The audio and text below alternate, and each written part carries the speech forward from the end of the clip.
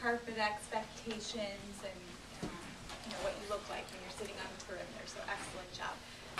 Something else I wanted to go over, and this might be something you talked about as a class before, so my list might be similar to Mr. Smith's list. I hope it is. But if it's not, it's okay. If we don't match up exactly, it's okay. But what I'm going to be leading you in today is a grand conversation about encounter, or a whole class discussion. That's another kind of a synonym for grand conversation, whole class discussion. So before we get started on that, I want to review a few grand conversation norms. So if you can't read cursive perfectly, you still can know what that says. Grand conversation norms. Number 1, Julia, can you read what that says? Active listening, thinking about what they're saying. Right, so when we listen to people, we're just not, you're supposed to listen to people, right? You guys know you're supposed to make eye contact with the speaker, but you're not just staring at them blankly and thinking about what you're going to do after school while you're watching them. You're actually thinking about what they're saying, paying attention, and so I drew a little symbol. It's not just your ears, but it's also your brain that's involved in active listening. You guys know about eye contact and how to turn your body if you need to. Participating. You guys are really good at this. I've seen you do it before. You share your thoughts respectfully. But it's not just about sharing your own ideas and questions. You also want to try to build on what the people before you have said instead of changing the topic all the time, okay? So we don't want the topic to jump around the whole time. We're going to try to stick with 1 or 2 ideas and have multiple people talk about the same questions or ideas, okay? And then the last thing that's really important is to do what, Talia? To refer to the text. Yeah, to refer to parts in the text. You could even use quotes. You don't have to use quotes because you don't have the book in front of you, but use parts of the text to explain your ideas and also to build on other ideas. So as we're talking today about encounter, try to keep these things in mind, all right? And are those kind of similar to what you've talked about before with Mr. Smith? That's what I thought. So you recently read this really great book called Encounter by Jane Yolen, and it was written from an interesting perspective. What perspective is represented in this book? And one thing we're going to try today is to try not to raise hands, to just kind of speak out when you have an idea without having to raise your hand. But that's also going to require us to be kind of aware of how often we're talking. So if you have an idea about the perspective of this book, go ahead and talk out about it.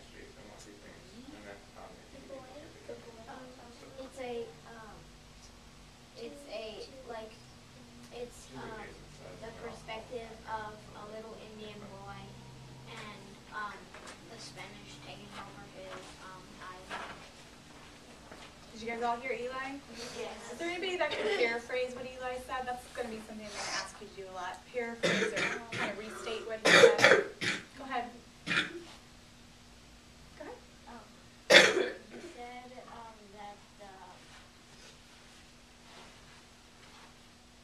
Just talking about perspective. the Indian boy and the Spanish taking over his island. Yes, exactly. It's the perspective of a Taino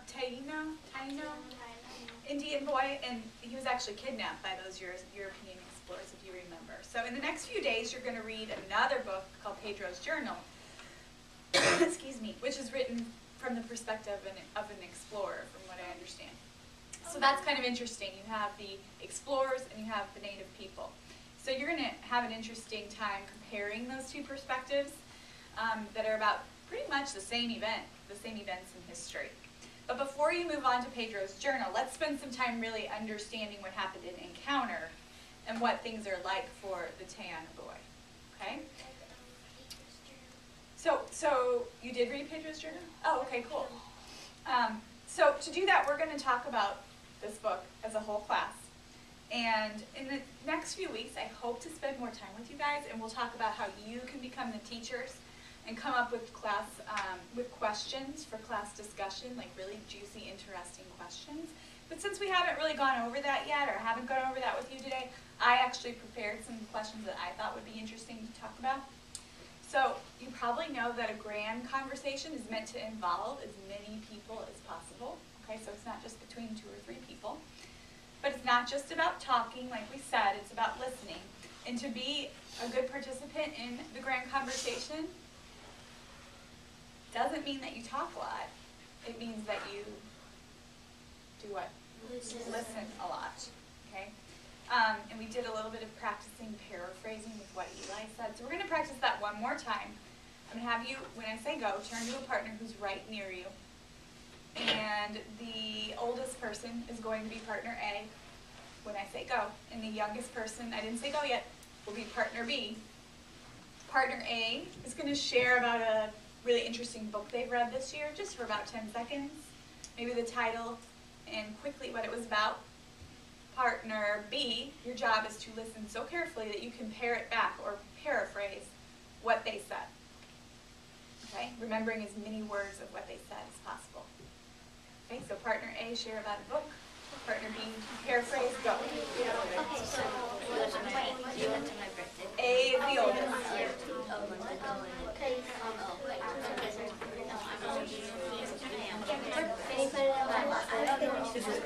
Yeah, my name is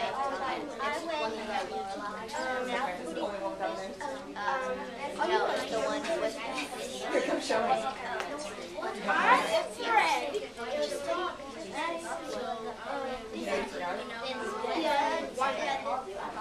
Okay, about 5 more minutes. Partner B, make sure you're remembering almost exactly what they said. 5 more seconds.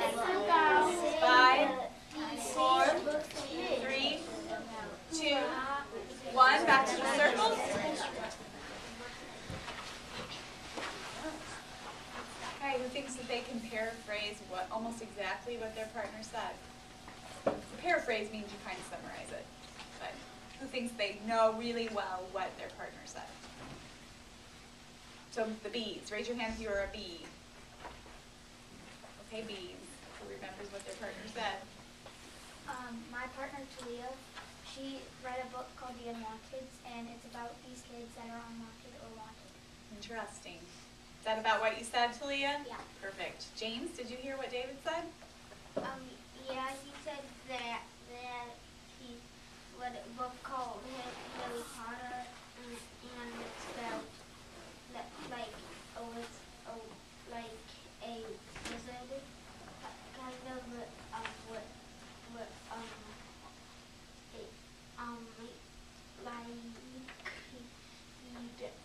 So, David, did you mention Harry Potter?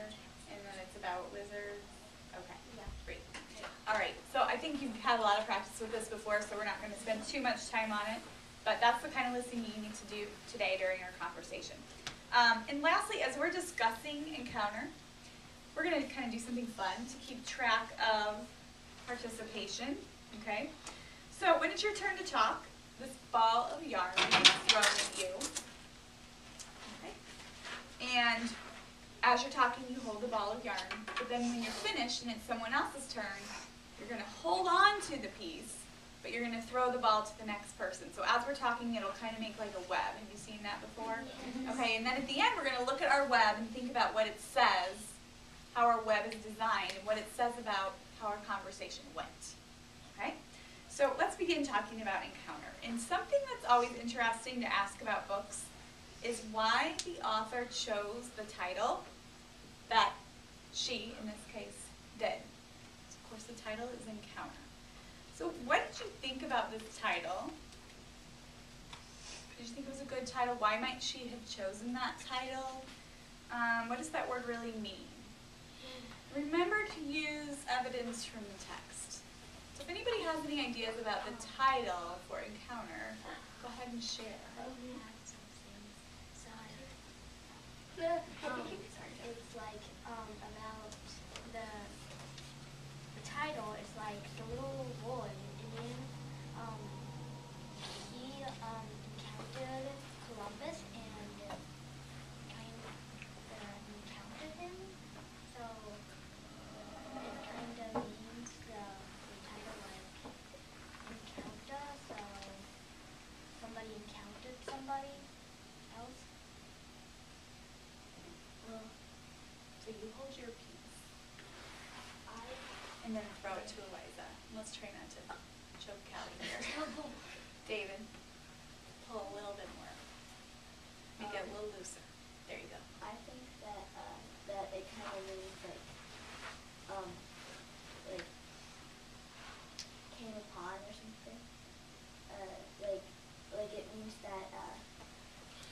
came upon something that couldn't have happened, but it did. Kind of, if that makes sense.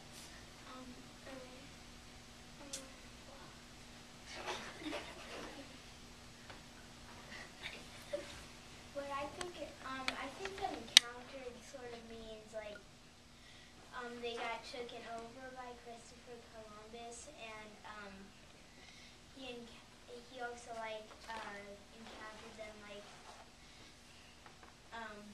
met them sort of. Did you guys hear what Aaron said? Did anybody paraphrase? Anybody paraphrase? Aaron, can you throw it to Julia? It's Jeremy.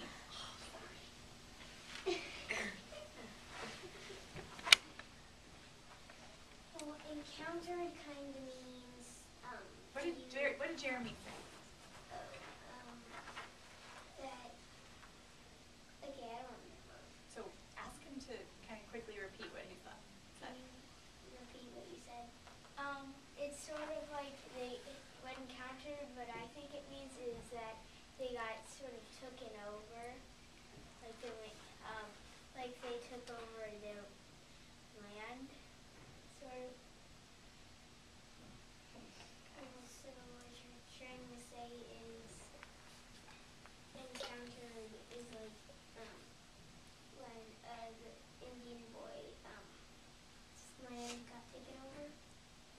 So what do you think about that, Julia? Do you agree? Do you maybe think it might be something else? What do you think? I think it's something else. I think that the word encounter means like met someone or came across someone. So the title basically says that he came across someone and then ended up taking over. So I like you're saying encounter means come across. I think I heard somebody say a meeting over there too. So was it a good title? Yes.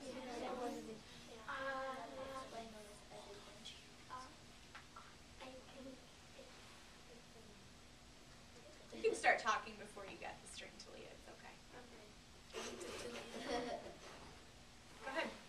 Talia, we'll get it to you. What do you think? I think it's a good title, and it makes sense because, like Julia said, like they met, like the Indian boy met Christopher Columbus, and yeah, I agree.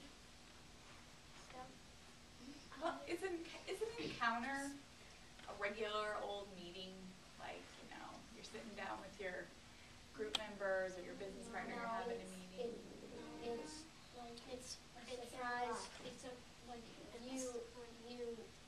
It's a surprise meeting. Like you didn't know that it would happen.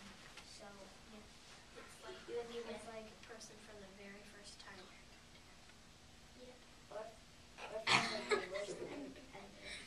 So I heard surprise meeting for the first time. So good title for the book? yeah. I don't think it's a very good title. I think it needs a more scary title, maybe. Because it is about a boy who basically their land gets taken over by yes, yeah, by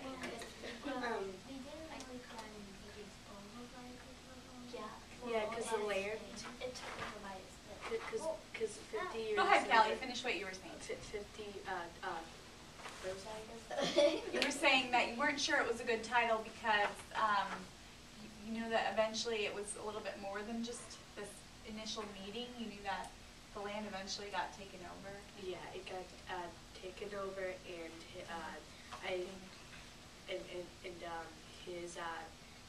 his family was gone by then. Like there was less than 50. No, there was less than 100 Taino. Okay, so some different ideas about whether or not it was an effective title, but that's okay. We can have different ideas. So let's kind of move on to another question. I thought would be interesting to talk about. So you know that the boy at the end, in fact, I'm going to go back and refer to the text. He says, all along the way I told the people of how I had sailed in the great canoes. I told of the pale strangers from the sky. I said our blood would cry out in the sand. I spoke of my dream of the white teeth. But even those who saw the great canoes did not listen, for I was a child. So kind of throughout this book, isn't he talking about how they didn't listen to me? They didn't listen to me. I knew I had this dream. I was warned. I warned them. So why do you think that no one listened to the boy? A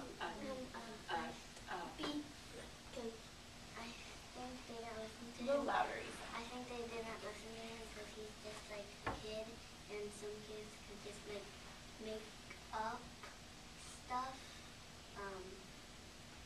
Yeah, they can make up stuff. Yeah. It's like they didn't listen to him because he was a kid, and some kids like they make up stuff that isn't real. They thought that he was wrong, that they were like bad. Yes. See if you can build on Issa's idea. Well,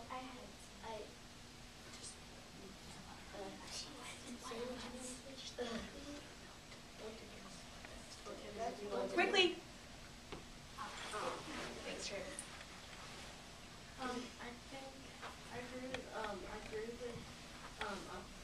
Isabel, but I think the reason why they didn't listen to him kind of is because he's like he's a kid though, so they thought like it might not have been it's like it doesn't matter anymore, and it doesn't care. He had like a stupid dream or something that a kid had. Because they're kids, they have dreams. I'm going to ask you guys to talk a little louder so the camera picks you up because you're having a good conversation there. Pass it to Eliza. Well, I think they thought he was kind of stupid of having a dream that kind of looked like it, but it didn't actually like, because he thought that they were like it was just a dream that a kid had, and kids have dreams all the time, so it kind of, yeah. I kind of thought that they were, that they either thought that he was like, he would be making it up, or it was just a coincidence that he had the dream about it, and it was just his imagination. And I agree with Abby that and Issa and Eliza and Haley, like kids have dreams like I had a dream about watermelon chasing me all night, and then yeah, I like watermelon. and then so they thought he was just having a dream that was just like a dumb coincidence thing. I'm going to go back to the text for a minute because you guys are talking about, I think at the beginning where he has this dream about the large ships that he calls canoes with sails. And he tells people about it and they don't listen, and he I think has a dream about the white men being serpents. But at the end, is he talking about his dreams when he reports back? What's he talking about there? I'm going to say that I've seen Dylan kind of trying to break into the conversation here, so let's toss it Dylan's way. He's been very patient.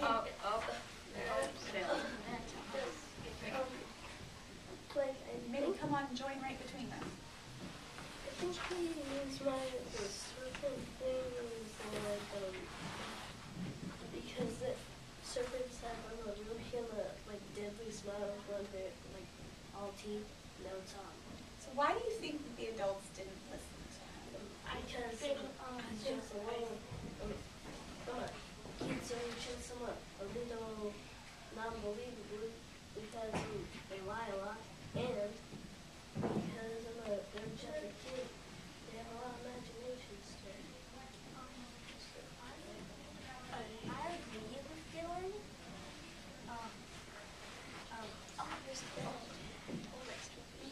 Let's focus on David. Dylan, but I'm thinking like maybe they think he like doesn't understand or doesn't like get how I don't know, but like he doesn't understand. I would like to add on to David. I think what David is trying to say is that you know, they mentioned in the text that kids have scary dreams, and I think they could make it a connection to the boy, and they had that, they felt the same thing when they were a kid, but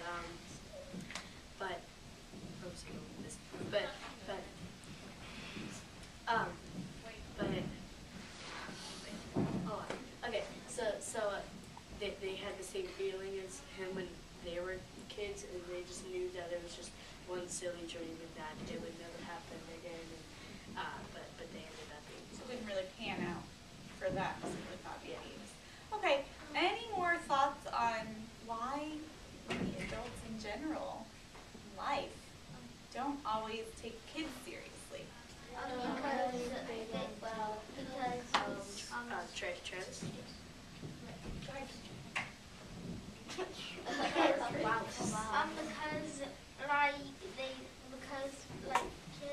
Because they think that kids like haven't been like alive as long as them, so they think that they know more about what would probably happen, but because like a kid, like he would probably be scared of anyone coming over on, like, and he wasn't used to all of that, and the adults probably know that he's afraid of it because well, the adults think he's afraid of it because he's never seen anything like it before. Interesting perspective. I hope you guys were listening carefully to that. Real quick, can someone just say what the gist of Jamie's idea was about why adults don't listen to kids? Maybe because kids haven't learned everything,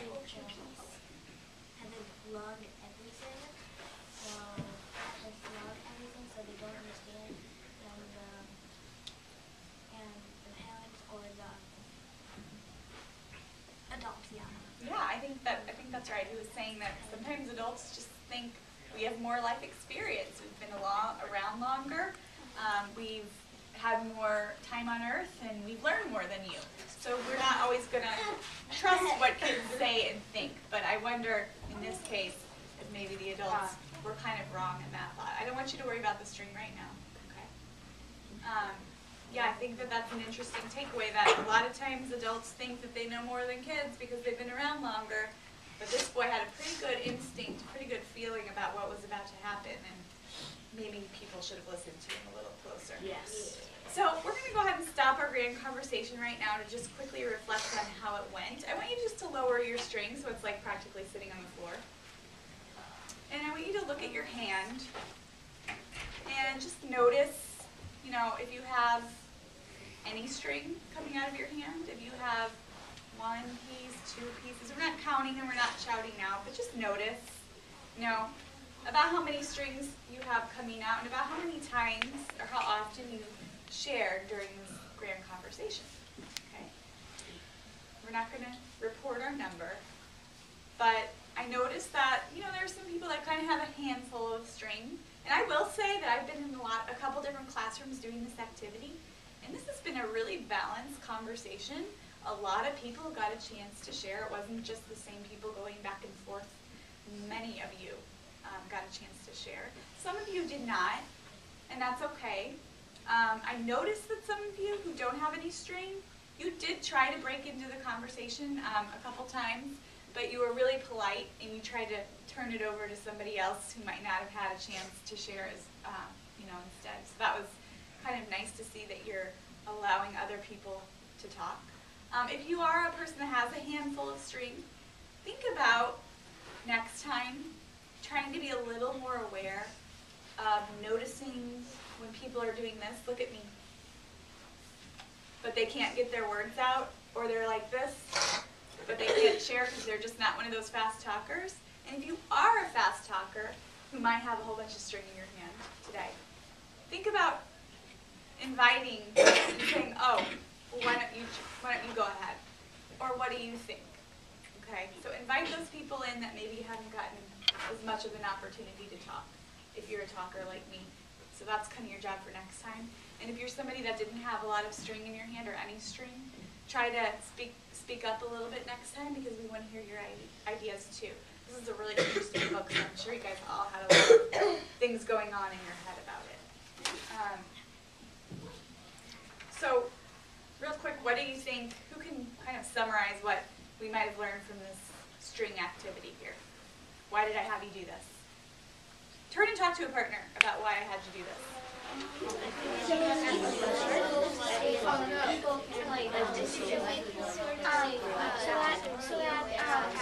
aware that everybody does something to certain people, no matter what age they are or how they are. They all have skills, and they all speak up. Okay, back to the circle. 5, 4, 3, 2, 1. Okay, so does anybody want to share something that maybe they learned about themselves or a plan they have for themselves for the next time you have a grand conversation or a whole class discussion? Who has a little goal for themselves in mind? Leah? I might, I am going to maybe talk more, because Okay, and that's okay too. One piece is good sometimes. Anybody else have an idea for next time? Lisa? I try to get 2 strings and then let everyone else get try to get 2 Okay, strings. so I probably wouldn't even bring the strings next time, but it's just kind of something that you'll think about without having the strings. Is how many of you are involved and how often. One more person. Anybody have a plan for next time to try to invite other people in? And how will you do that, Emma? speak up more, and if you said, if I have a handful of strings and I'm trying to talk, let someone else talk. Okay. Okay. Jeremy. I just forgot. Okay, that's all right. We need to wrap it up. So what I want you to do right now is just drop your string. Don't touch it anymore. And Mr. Smith is going to tell you what you need to do next, so please put your eyes on him.